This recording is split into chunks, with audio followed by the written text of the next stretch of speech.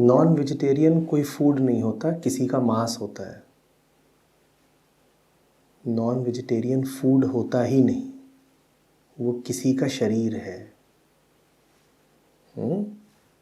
उसको फूड आप तभी बोल सकते हैं जब आपने कभी किसी प्राणी से, जीव से, जानवर से मोहब्बत की ही ना हो।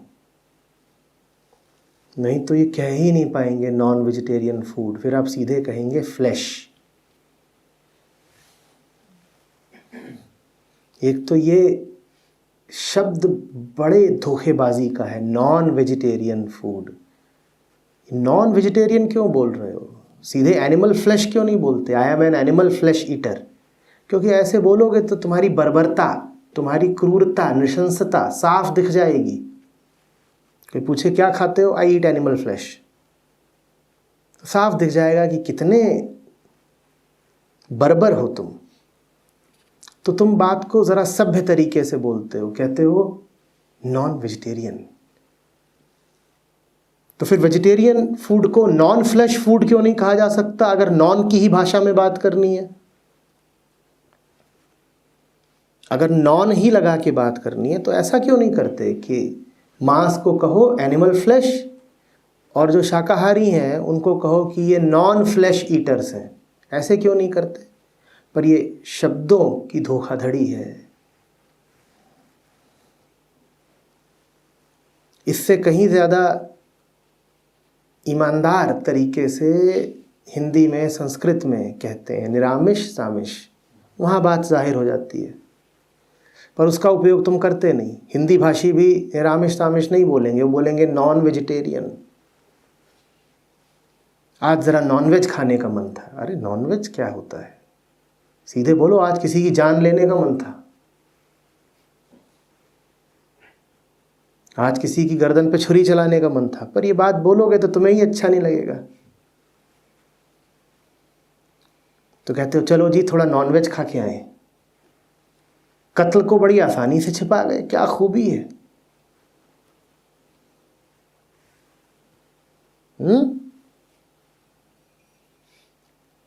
कत्ल भी कर डाला और गुनाह भी नहीं हुआ।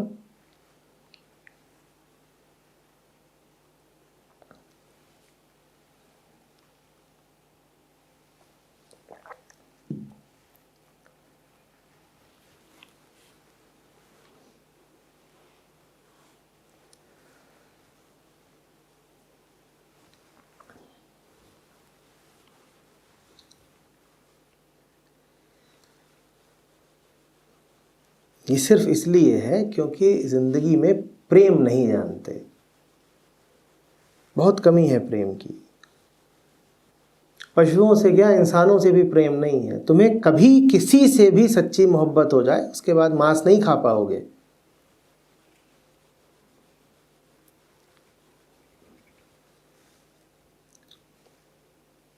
मोहब्बत छोड़ दो, तुम्हें मोह भी हो जाए तो भी मांस खाना मुश्किल हो जाएगा। यही कारण है कि दुनिया का कोई भी देश हो, वहाँ स्त्रियां मांस कम खाती हैं, पुरुष ज़्यादा खाते हैं। स्त्रियां प्रेम जानती हो ना जानती हो, मोह ममता तो जानती हैं। मोह ममता तक में इतनी ताकत होती है कि तुम्हें मांस नहीं खाने देती, तो सोचो प्रेम में कितनी ताकत होगी।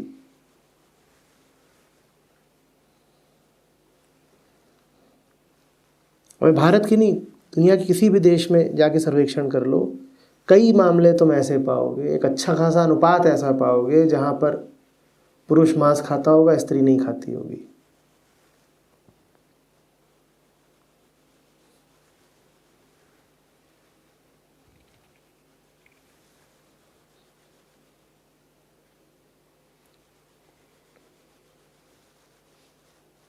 कभी किसी मुर्गे से या बकरे से दोस्ती करके देखो,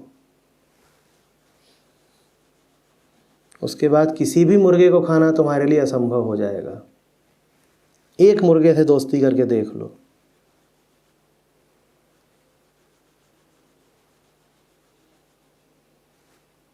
उसके बाद मुर्गा हो, बकरी हो, हिरण हो, बतख हो,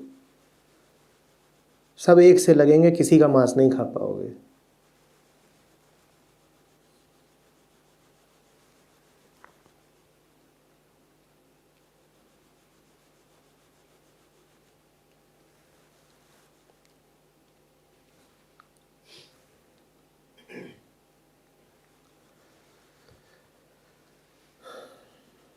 रही अदरक प्याज की बात, तो तुम शाकाहार में भी जितनी चीज़ें खाते हो उन सब की अलग अलग प्रकृति होती है, उन सब के अलग अलग गुण होते हैं। तो इसी तरह प्याज लहसुन के भी कुछ गुण होते हैं। वो गुण तुम्हारे लिए कभी लाभप्रद हो सकते हैं, कभी हानिकारक। तुम्हारी क्या स्थिति है इस पे निर्भर करता है कि तुम कौन सा फल या सब्ज़ी या शाक या पत्ता खाओगे। इस बारे में तुमको अध्ययन कर लेना चाहिए, पढ़ लेना चाहिए कि अदरक शरीर के साथ क्या करती है, केला क्या करता है, आम क्या करता है और प्याज क्या करती है, और तदनुसार तुम्हें अपने लिए खाना चुन लेना चाहिए। ऋतुओं के अनुसार भी भोजन बदलता है। किसी ऋतु में कोई चीज़ लाभप्रद होती है, दूसरी ऋतु में वही चीज़ हानिप्रद हो जाती है। तो वो सब देखना पड़ता है।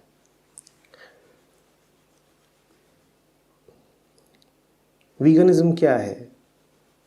वो इस बात का स्वीकार है कि जीने के लिए दूसरे की खाल उतारना ज़रूरी नहीं है, कि दूसरे का शोषण किए बिना भी जिया जा सकता है और जिया जाना चाहिए। वीगनिज्म का मतलब इतना ही नहीं होता कि मांस नहीं खाऊंगा या दूध नहीं पीऊंगा। वीगनिज्म कोई नकारात्मक सिद्धांत नहीं है कि ये मत करो और ये मत करो और ये मत करो। वीगनिज्म डोंट्स की एक सूची नहीं है कि ये नहीं करना है। वीगनिज्म एक सकारात्मक बात है, एक पॉजिटिव एफर्मेशन है। किसका? मोहब्बत का। बात समझ में आ रही है? वीगनिज्म का सिर्फ निगेटिव अर्थ ही नहीं होता कि ये नहीं खाना है और ये नहीं पहनना है और ऐसा नहीं करना है।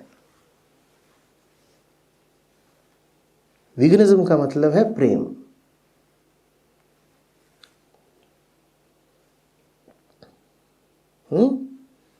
तुम्हारी बच्ची होती है और उसके लंबे बाल हैं, तो तुम उसके बाल काट करके अपने लिए टोपा बनाते हो क्या? क्यों नहीं बनाते? ऐसा ख्याल भी क्यों नहीं आता? बात ही अचिंत्य है। तुम ऐसी कल्पना ही नहीं करोगे कि अपनी बिटिया के बाल काट के अपने लिए टोपा बना ले। क्यों? प्रेम है। तो इसी तरीके से वीगनिज्म कहता है कि क्या ज़रूरी है कि किसी का शोषण करके ही जिया जाए? हो सकता है वो टोपा तुम्हें बहुत अच्छा लगता हो, बड़ा आकर्षक या उपयोगी लगता हो, पर क्या ज़रूरी है कि बिटिया के बाल कटें फिर टोपा बने?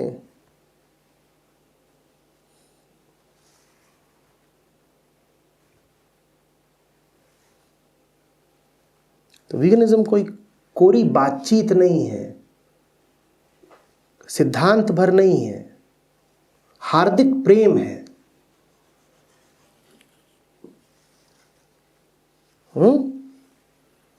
वो ऐसी मोहब्बत है जिसका दायरा बहुत व्यापक है, सब जीवों को अपने आगोश में ले लेता है, इतना व्यापक है।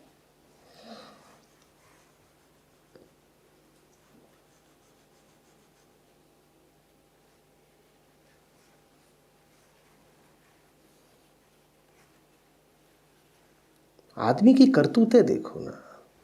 एक मादा के अंडे लिए जा रहा है।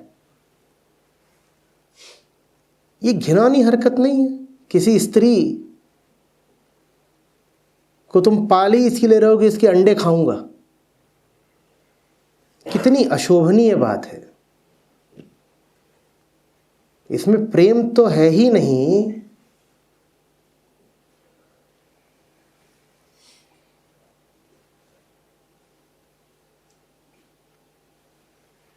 जरा सी सभ्यता भी नहीं है।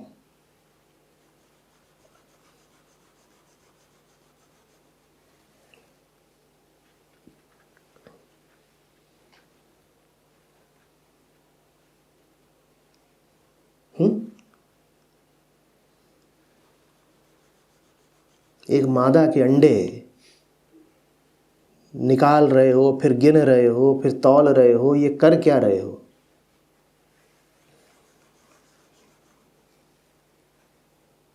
लज्जास्पद नहीं बात है ये।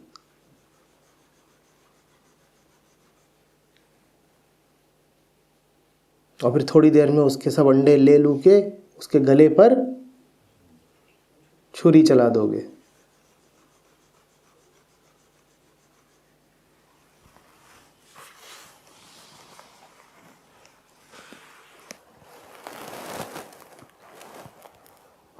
कबीर साहब के उद्गार हैं, मांसाहारी मानवा प्रत्यक्ष राक्षस अंग, उसकी संगत मत करो पड़त भजन में भंग।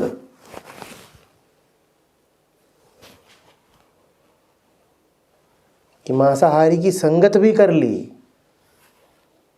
तो भूल जाओ अध्यात्म को।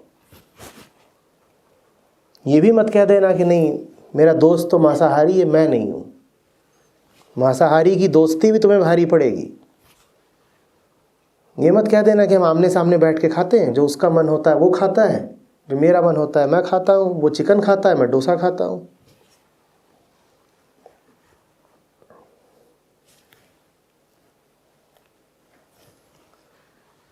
तुम्हारा ये लिबरल दृष्टिकोण तुम्हें कहीं का नहीं छोड़ेगा।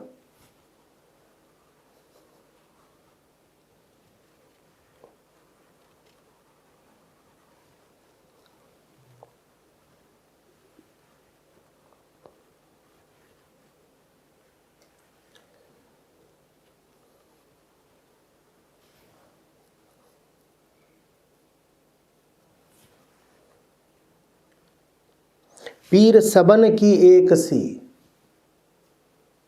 जो जाने सो पीर, दूजी पीर न जानसी, ते काफिर बेपीर।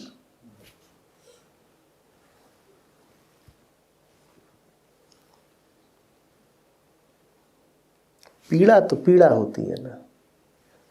कभी किसी पशु को दर्द में तड़पते देखा है? उसकी तड़प और तुम्हारी तड़प क्या अलग अलग है?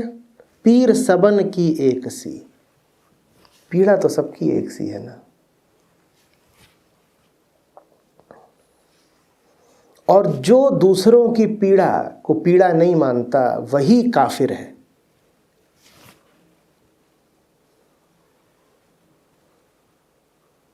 और वो बेपीर है, निगुरा है, उसका कोई गुरु नहीं होगा।